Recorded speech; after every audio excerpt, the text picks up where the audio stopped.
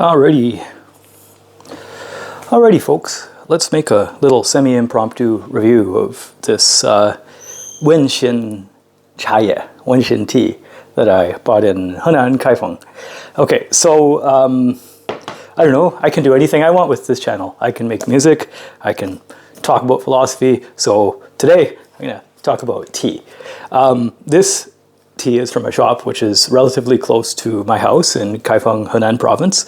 The shop is called Wenxin, and it is owned, it's a company which is owned by a gentleman whose family name is Liu.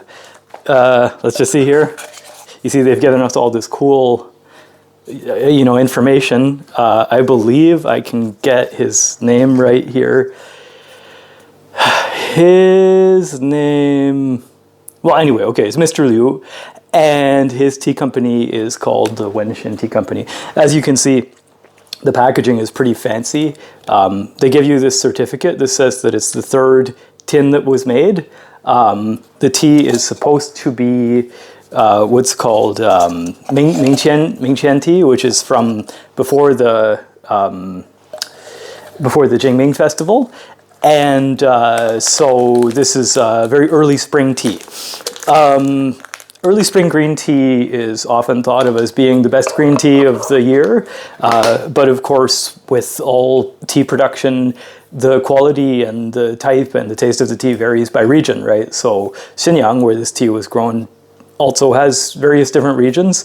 I'm not a big expert on Xinyang tea. I'm trying to be, but not yet. I know that there's 3 major districts with a whole bunch of little villages, and this tea is not from the best of those districts, but nevertheless, this particular company, Wenxin, has become very popular in Henan.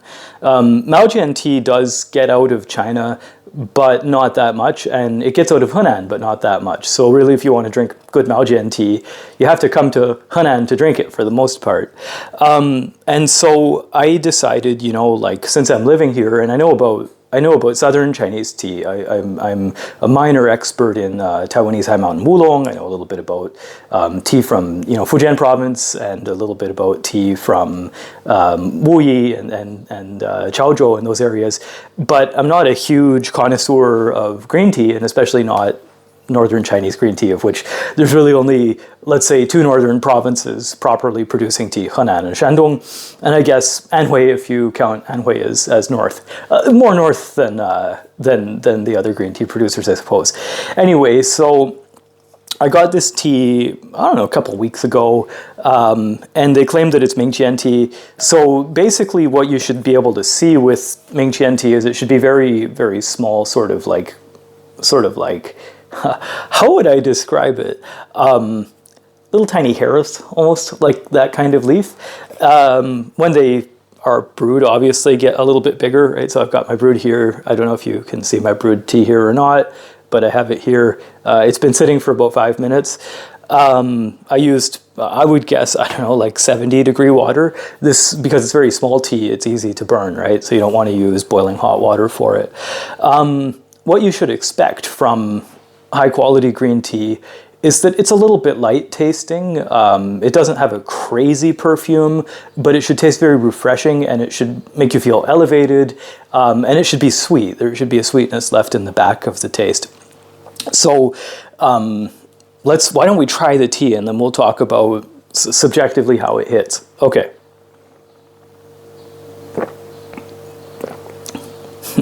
Dang, that's nice. That's really good. So it is really nice. It's really gentle. It's mild. It's not obscene. When you get green tea or oolong tea, one of the big rules, oolong tea can have really strong perfumes, but one of the big rules that I learned when I was studying tea is that if the perfume is way stronger than the taste, and the perfume sort of is uneven with the taste, often that means that perfume has been added after the fact in order to hide the low quality of the leaves. So low quality tea leaves can have a number of different tastes associated with them. One of them is extreme astringency. Another one is that they kind of taste or smell foul. Another one is that the aroma is just not pleasing. you know, anything like that, salty taste, this kind of stuff, all these are not good signs, right? So if you want to have really nice tea, it should be balanced in those things like aroma and taste and residual sweetness, and all those things should be balanced. And things like astringency and bitterness, while they can be present as a sort of a background part of the taste profile, they shouldn't be upfront or extreme, except, you know, if you overbrew the tea. So it's nice. I mean, I think I could have used slightly warmer water.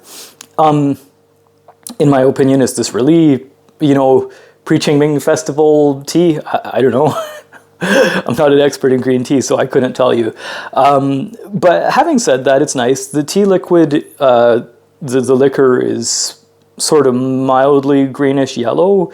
You can say it's sort of like a jade color, right? You know, people used to use the term ganlu, right? Jade dew, to refer to green tea.